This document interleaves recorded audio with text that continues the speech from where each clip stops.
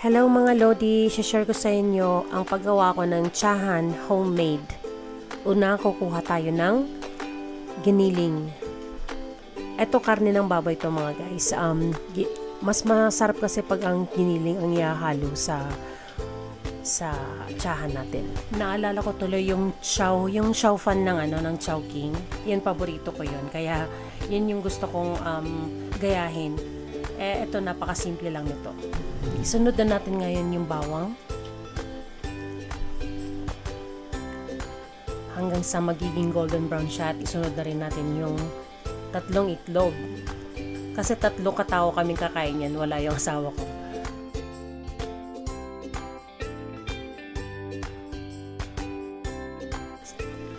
Tapos sunod na yung kanin.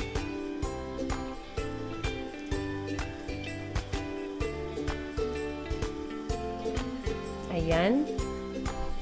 Pagkatapos nyan, haluin lang ng haluin. I-mix well mo siya para mas masarap. Mas maganda sana kung mas malaki yung kawali ko. Order na ako ng mas malaking kawali para sa gagamitin kong pagluluto. Kaya tiis-tiis lang muna dito. Pagkatapos, isusunod na natin yung giniling natin. Ayan. Tapos magpuproduce siya ng sarili niyang mantika. Kaya yung tsahan mo talaga is malasang malasa siya. Dumadagdag siya sa lasa ng tsahan natin. Tapos lalagyan na natin siya ng seasonings or magic sarap. Ayan. Tapos lagyan natin ng syempre asin. Huwag lang damihan or depende na sa inyo kung paano nyo kung gaano kadami ng asin na ilalagay ninyo. Tapos lalagyan natin syempre ng spring onions or dahon ng sibuyas. Tapos konting paminta. Paminta yung nilalagay ko para mas lalong malasa yung fried rice natin. Haluin lang ng haluin.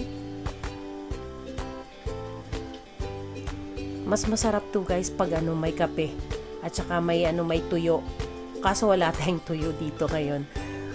Yan lang yung pagkain namin, wala na kaming ulam. Kasi breakfast lang naman to eh. Ayan. Malapit na siyang maluto. Haluin lang ng haluin. At syempre pa, meron tayong pangpadagdag ng lasa. Ito ay ang sesame oil. Guys, ito yon.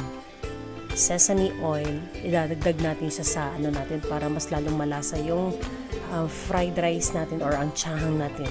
Pwede niyong itry guys. Napakasarap talaga ng may sesame oil.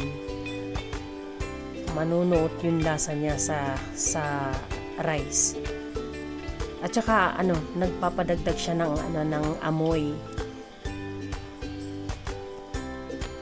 Ayan, ready to serve na yung natin. Yung tsahan natin. Gutom na rin ako kaya nagmamadali ako magluto. At napakabilis lang nitong lutuin, 'di ba? Napaka easy basta ready na yung mga pangsahog. Ayan. Ayan na yung nagawa ko. 3 serve yan. Yung kakaunti, yun yung sa bunso ko. Yung mas marami, yan yung sa panganay ko. Ayan. Mukhang sarap. Yung palang, yung kulay pula, yan, ginger yan. Yung shoga dito sa Japan. Ayan. Ready to eat na kami. One of my favorite, almusal. Ang tsahan. Sana nagustuhan nyo guys. Sana i-like ninyo at i-share ang aking video. Thank you so much for watching.